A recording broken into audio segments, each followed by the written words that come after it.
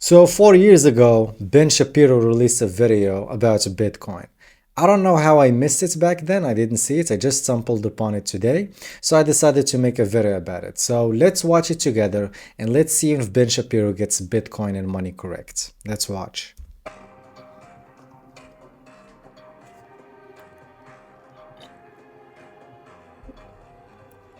Alrighty, so today we are going to be discussing Bitcoin. What is it? How does it work? Should you? So we can already see some very famous faces in the Bitcoin space. Peter Schiff, of course, Elon Musk, the Winklevoss brothers, and the guy who supposedly created Bitcoin, Satoshi Nakamoto. Of course, that's not him. That's just the photo they used to refer to Satoshi Nakamoto.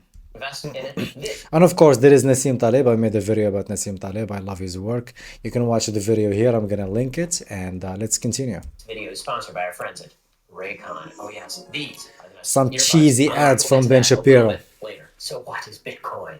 Some people think that Cheesy Bitcoin magic. is a giant scam. Some people think that Bitcoin is the wave of the future. So we have people who are pro-Bitcoin and we have people who are anti-Bitcoin. On the pro-Bitcoin side, of course, you have Elon Musk, very, very pro-Bitcoin. You have the Winklevosses. They are very pro-Bitcoin. On the con side, you have people like Peter Schiff. He's very con on Bitcoin. You have Michael Berry from The Big Short. He is very con on Bitcoin.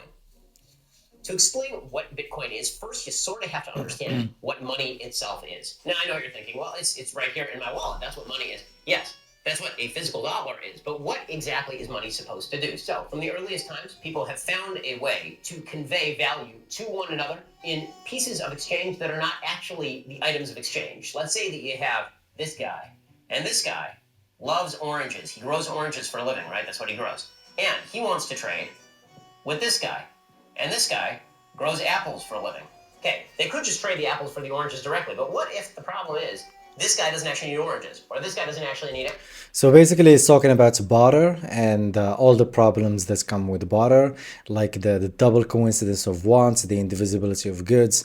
I actually discussed all of this in my video called The World's Greatest Scam. I'm also going to link it here. You can watch it, where I actually show the how money emerged as a market good. Apples. Well, then what they do is they find a different method of exchange, basically an IOU note, right? And that IOU note.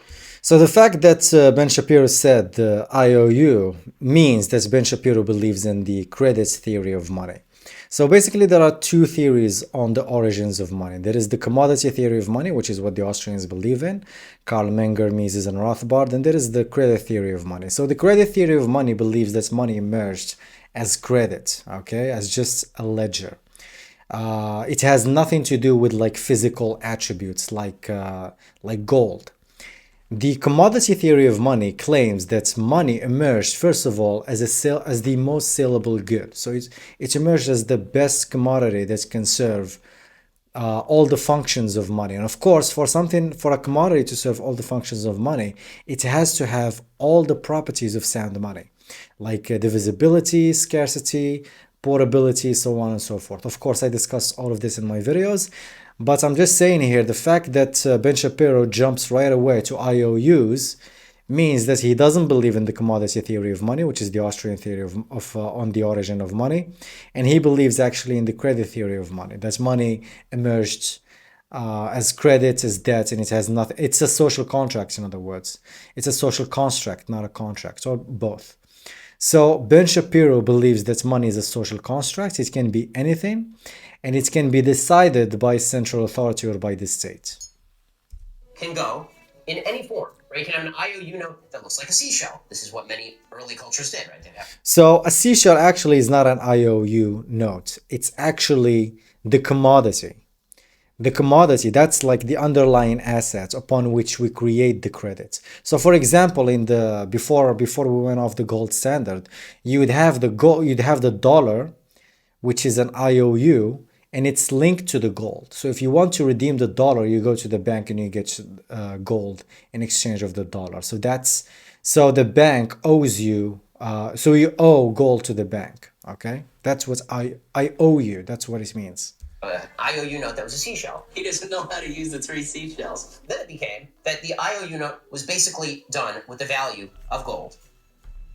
So it jumped from the seashell to the gold.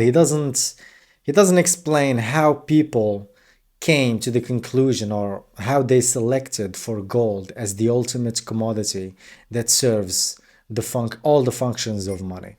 And the reason he doesn't do that is because he doesn't believe that money, he doesn't believe in the commodity theory of money. He believes that money started out as credit, as just a social construct. Okay, so Anything can pass for money as long as we agree on it, as long as everybody agrees on it. But of course, that doesn't work. If we all agree that bananas are going to be money, that doesn't make bananas money, because bananas, they rot easily. They are not a good store of value. They are not divisible. They are not scarce. They are not portable. I mean, they are portable, but if you want to take them to somewhere far, they are going to rot before you arrive. So they are not really portable. So money is not a social construct. It actually has like hard properties. And that's why gold was selected by people through a market process as the ultimate form of money, because it checks all the boxes of sound money. in America, and for a long time in the West, the standard for this was the gold standard, that every dollar that you spent was backed by a certain amount of gold. It used to be that you could take a US dollar and you could trade it in at the Federal Reserve and you could get back some gold. Then along comes FDR, and FDR severs the value of the dollar and gold. Right? During the FDR administration, FDR decided that he didn't like that the American dollar couldn't just be inflated. Because, see, the thing is, you can't just create extra money. When you just create extra money, you're not actually creating extra underlying value. So what that actually means is that, let's say that the government has a big debt. Let's say that the government has a debt of $1 million. Well, you would say, well, they need to come up with $1 million in taxes, right? They would need to come up with the value of $1 million in order for them to pay back that debt. What governments quickly discovered, and have known for a very long time, is that there's another way to pay off that $1 million debt, and that is to go in the back room and just print off $1 million and then hand you all that monopoly money. Now, you may feel screwed, and in fact, you will feel screwed, and you're not going to want to do transactions with that government anymore. But this is one way that governments get out of their own debt. So he's basically explaining fiat money, which is backed by nothing, and they can just print money out of thin air. One way that governments can spend without actually having to tax additionally or to withdraw resources from an economy. So FDR decided, he changed the value of gold arbitrarily. He just decided we're going to inflate the amount of currency versus the amount of gold that's out there. Okay, but the United States wasn't completely off the gold standard until 1971. Richard Nixon decided in the Bretton Woods Agreement that the United States would no longer rely on the gold standard at all, and this made the dollar a fiat currency. A fiat currency is a currency that doesn't have any underlying value. The dollar is instead based on the full faith and credit of the U.S. Going all the way back, seashells were only worth something because they thought, okay, well, that farmer, he's going to be able to farm something, and that IOU note is going to be worth something after he does his farming. The same way, the federal government is reliant on your full faith and credit in them to eventually come up with the money to pay you back for the amount of money that you have in your bank account. And that's the way that dollar value is established, is through the full faith and credit of the United States. Okay, so all of that is backdrop to what And of course, the full military might of the United States. That's how they enforce the dollar. Bitcoin is. Because I've just explained how fiat currencies work. And inherent in there is an explanation of why people probably should not trust fiat currencies. So people who have been looking for a repository of value that is not dependent on centralized government have been looking to other sources for a long time. Thanks to the rise of the digital world, you're using your credit card for virtually everything right now. But that credit card is predicated on dollar value, for example. What if you could do transactions with pretty much anyone, and you could do it without having to refer to the dollar? You wouldn't have to worry about central banks. You wouldn't have to worry about governments blowing up the value of the currency. All. Sorry guys, I have brokey YouTube. I have brokey When you YouTube. have the perfect response, I have to watch your the fingers ads. just can't keep up. We've all been there, typing, deleting. That a Bitcoin is a belief that other people are going to use the Bitcoin. So, Well, that's not just what it is. It's not just the belief that other people are going to use. We believe that other people are going to use Bitcoin because Bitcoin is based on solid fundamentals and it's the hardest money the world has ever seen. And it's the only asset in history that has a limited supply of 21 million. That's why we believe that. It's not just like a belief based on nothing. There is a solid reason why Bitcoiners believe that Bitcoin is going to catch on, as it were. created Bitcoin, supposedly, it is this guy right here. Supposedly, his name is Satoshi Nakamoto. Now, the reason I say supposedly is because nobody actually knows who created Bitcoin. And supposedly, it is this guy who's supposed to be 40. Supposed to be half-inning? Who knows? From Japan, that's kind of awesome because you don't want to have a centralized guy who controls all of Bitcoin, some mastermind criminal who actually can inflate Bitcoin at any point and then sell all of his Bitcoin for a bunch of money. You want it to be decentralized. That is the purpose. The basic idea of Bitcoin is that you are concerned that this right here, the full faith and credit of the United States or any government, it doesn't mean anything, right? What if you are worried about that? What if you are worried that the government can simply devalue dollars? Well, then you need to find another repository of value. So what Bitcoin is you believe that the currency is stable enough to be used and enough people are going to accept the currency that it has inherent value. Instead of you relying on the government's ability to tax and the government's ability to stimulate and the government's ability to print and to take it out of circulation, instead of relying on all of those powers, you're relying on the idea that there is something that is trusted by enough people that they will use that in the absence of a government. So you're giving up a certain amount of faith in the pure unbridled power of government in favor of faith in other people believing in the same IOU notes that you believe in. No, not necessarily. We're believing in Bitcoin because like I've said, it's based on solid fundamentals. It is decentralized, it is permissionless, it is anti-fragile, it has a limited supply cap. That's why we believe in it. We're not believing in it just because we believe that other people are going to believe in it. That's not why. This is why some people Those people are XRP people. like leadership against pyramid scheme. Because just like any other temporary repository of value, people could fall out of love with Bitcoin. And that's true. People could fall out of love with Bitcoin, or they could find a new version of Bitcoin. You see new sort of currencies springing up every so often. So theoretically, you could have people decide, you know what, we don't want to use Bitcoin anymore, or businesses say we're not going to accept Bitcoin as payment anymore, and the value could theoretically go to zero. That is 100% true. It also happens to be the case that Bitcoin cannot be controlled from the outside because governments can make currencies worth zero, but governments don't have the power to make Bitcoin worth zero. Well, the reason why governments can make currencies go to zero is because they print them, okay? And like I've said, Bitcoin cannot be printed. Bitcoin requires proof of work. It requires real-life energy, computational energy, electric power to mine the Bitcoin. So it's hard money. It's the hardest money the world has ever seen, and that's why no one can actually drive it to zero. That is because Bitcoin is not a centralized currency. It is a decentralized cryptocurrency. Of course. So that comes with some cost and it comes with some benefits. On the cost side, you cannot rely on the ability of Bitcoin to give you some sort of hard asset in exchange for your Bitcoin because Bitcoin is the hard asset. What are you talking about? That doesn't exist. That's not what Bitcoin is. On the good side of the ledger, you don't have to worry that the creators of Bitcoin are going to simply inflate the value of Bitcoin or deflate the value of Bitcoin by simply printing new Bitcoin. In essence, what does hard money or hard assets means? It means it's hard to produce, and that's what makes it scarce, and that's what gives it value. So when I say Bitcoin is the hardest money the world has ever seen, I mean it's the hardest commodity to create. And in fact, it's the only commodity that has a supply cap. Even gold, it appreciates by 1.5 to 2% a year. So even gold is not the hardest commodity in the world. Bitcoin is. That's why we call it a hard asset, because it's hard to produce, okay? Part of the difference between the fiat currency and Bitcoin. And although it's intangible, it's still an asset. Because, you know, some people say, well, how can you believe in Bitcoin? How can you believe this Bitcoin is superior to gold when it doesn't exist? It doesn't have to exist physically. A lot of things, a lot of intangible things have value because, first of all, value is subjective. But just because something is intangible doesn't mean it doesn't have value, or it can't have value. That would be stupid to believe.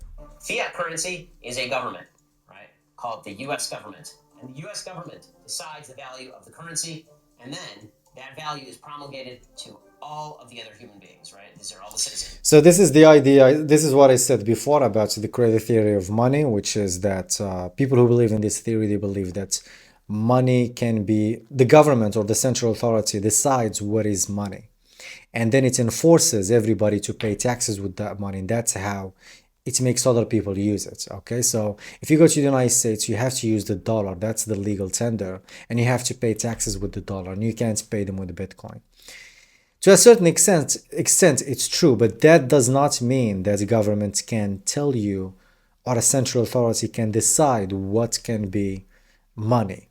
That doesn't mean that money is 100% social construct, because if the government decides to make, like I've said, bananas money, it's not gonna work, because bananas, They're not a good store of value. They are not a good medium of exchange. They are not a good unit of account.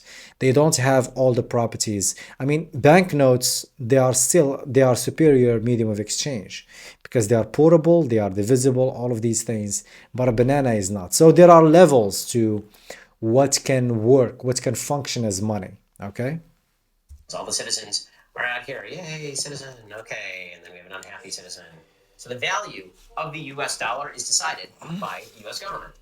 When it comes to Bitcoin, it is precisely the opposite. Instead, you have a bunch of people out here, and these people have to decide what they think Bitcoin is worth. And because Bitcoin is not an actual government who's actually creating the value of Bitcoin. So those people are the markets, just like money, just like gold. It was selected by people in the markets because it's the most saleable commodity, and by saleable I mean it's the most easily tradable good or the most easily tradable commodity.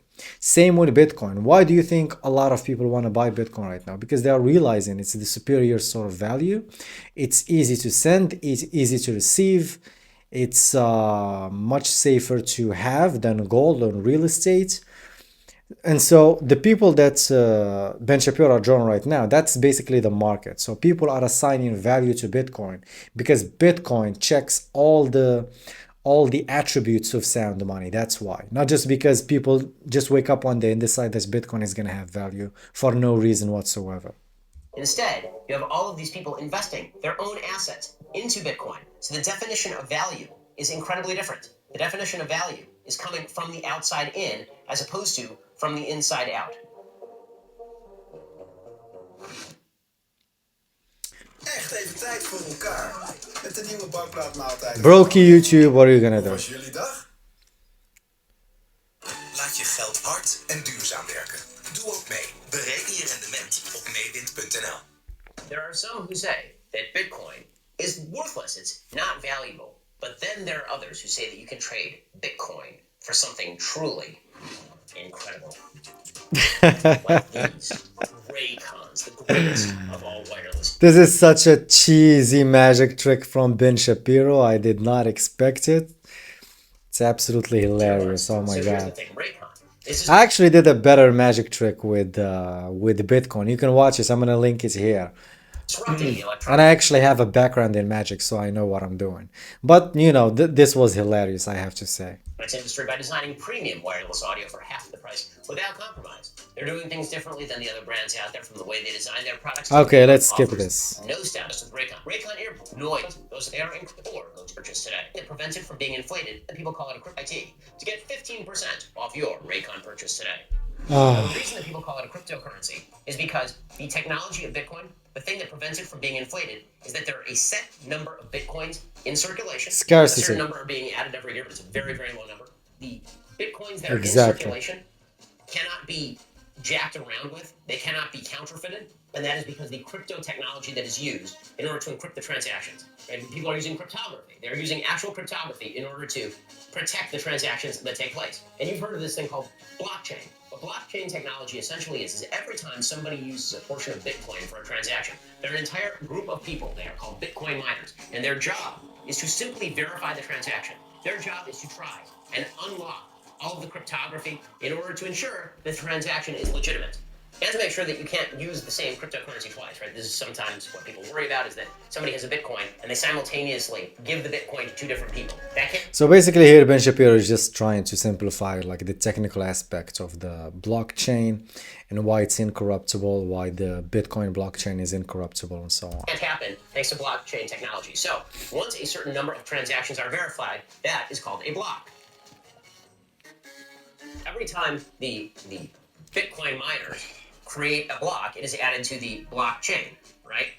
With every block that is added to the blockchain, you're creating a more and more unbreakable chain of events and more faith and credit in the Bitcoin itself, which is why it's good, right? You can't even understand how these transactions are verified, but you know that they are being verified, and they're being verified in real time over the course of time, and you earn Bitcoin for doing this, for participating in this process. So you actually have a really transparent look into all the transactions that have been done with Bitcoin, so you know that people aren't screwing around with the currency. And that, of course, is the chief promise of Bitcoin, is that people are not screwing around with the currency. Yeah, exactly. It's completely transparent. You can check every transaction on the blockchain browser.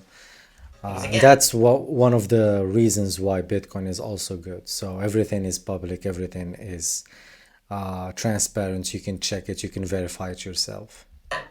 No one is in control of the Bitcoin. There's not a centralized person who decides how many Bitcoins ought to be issued. There's not a centralized body that decides whether to inflate or deflate the currency. And so that means that Bitcoin is entirely reliant on how many people decide to use Bitcoin.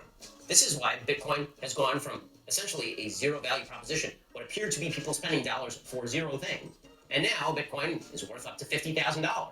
The answer is the more people... And it reached all the way up to 126. Now it's trading around 89, something like that. So it went up since Ben Shapiro made this video. Of course, obviously.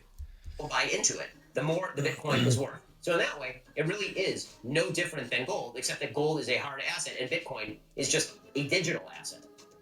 Exactly, which is digital gold. Now even the US government admits that Bitcoin is digital gold, basically. One of the things that has happened here is that you've seen some big companies like Elon Musk, big believer in Bitcoin. His company, Tesla, just bought $1.5 billion in Bitcoin. What is he really saying? He's really saying that I believe more in this value as a repository of value than in something like a US bond or a US dollar. I believe that this is going to grow in value as people turn away from centralized governments and fiat currencies in favor of a currency that is not controlled and not inflatable. And I believe later on Elon Musk sold some of his Bitcoin, correct? I'm not sure, but I think he sold some of his Bitcoin and he lost a lot of money, of course, but you know, Elon Musk doesn't need money.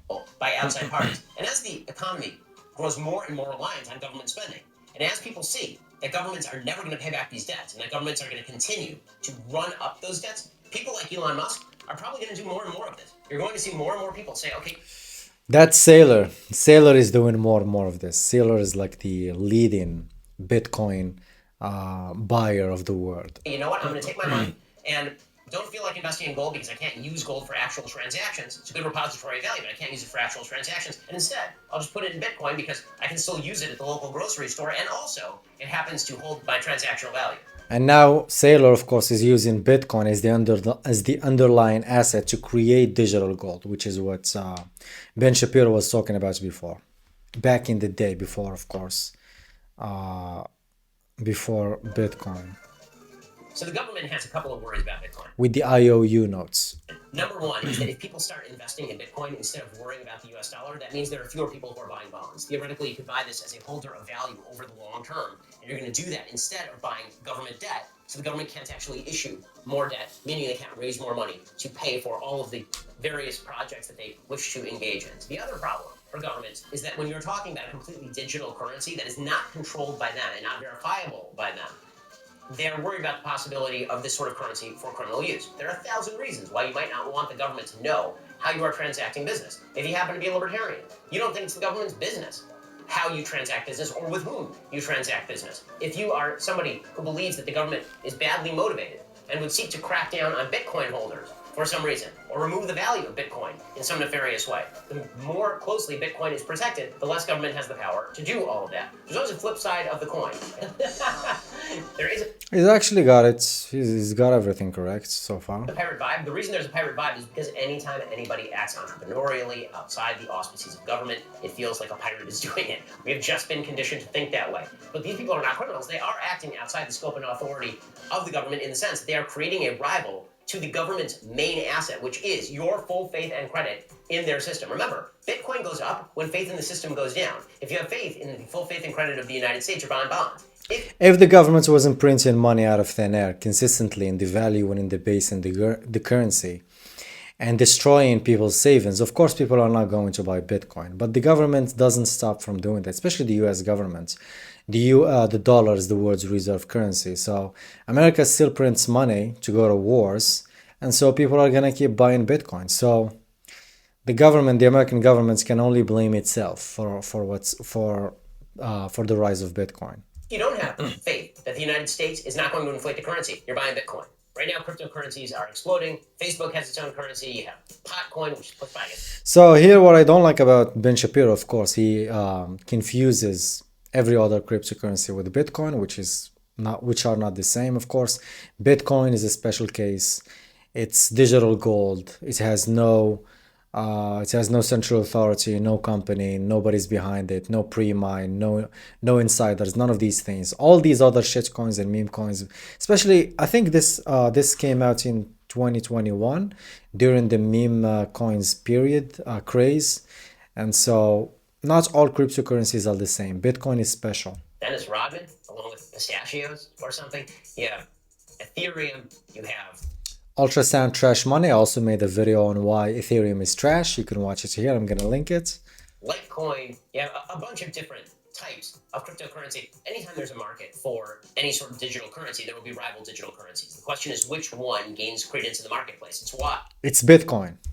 At the very beginning, it takes big people buying into this sort of stuff to make a difference in the market for it, right? The more Elon Musk. I don't know why Nassim Taleb is there and he didn't mention him at all. He didn't talk about him. Nassim Taleb was a proponent of Bitcoin. He even wrote the foreword for the Bitcoin standard for Saifuddin. And then they had a spat and he sold all his Bitcoin. No, he sold all his Bitcoin and then they had a spat, Saifuddin and Nassim Taleb. And then Saifuddin completely destroyed Nassim Taleb on Twitter back in 2019 or 2020. I don't remember exactly.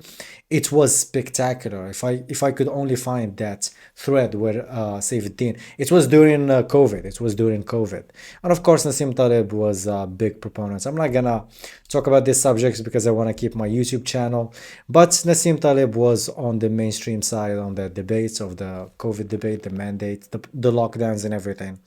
But Saifuddin completely destroyed Nassim Taleb then. And since then, Nassim Taleb still talks shit about Bitcoin. He still believes that it doesn't have any so-called intrinsic value, that it's just a speculative asset and all this kind of stuff. I might do a video on Nassim Taleb, on why Nassim Taleb is wrong about Bitcoin, but I'm just wondering why Ben Shapiro puts him here and he doesn't mention him at all. You have buying into Bitcoin, the more faith there is that Bitcoin is a real thing. So at the beginning, it does appear to be incredibly volatile. Whether those succeed or fail. Michael Saylor says volatility is a gift to the faithful. So that's actually good. Is largely and actually entirely based on the public view of whether those things are going to succeed or fail. And this is why so many people are skeptical of cryptocurrencies in the first place. But my feeling is that over time, cryptocurrencies, particularly ones that find a place in the market the way that Bitcoin has, I think that those are going to continue to rise. I think as we have less and less faith in centralized governments, and it seems to me that we are right now, as that happens more and more, I think you're going to see more and more people looking to diversify away from fiat currencies and instead moving into places like Bitcoin for actual safety and security. Despite all the talk about volatility, it may be that in the future, the most volatile forms of currency are the ones coming from centralized governments with an axe to grind, as opposed to a decentralized group of people who simply wish to engage in transactions that hold their value. I'm not disappointed, to be honest. I think Ben Shapiro did a good job here. I mean, it's an okay job. His view on the origin of money, I do not agree with it. But overall, I think he explained this very well. And for this video came out 4 years ago, so I think it was a good job. And yeah, let me guys know what you... and let me just say, I am not a fan of Ben Shapiro. I don't like Ben Shapiro. No, I was never a fan of Ben Shapiro. Never liked him. I know he is absolutely unpopular right now. But, you know, this video just popped out and I thought I would react on it and talk about all these... see if he's going to say something wrong. And I think he did with the origin of money. But yeah, I think overall he did a good job talking about Bitcoin. So yeah, let me guys know what you think in the comments below. If you want me to comment or to react to another video, post it in the comments below. And see you in the next one. Take care.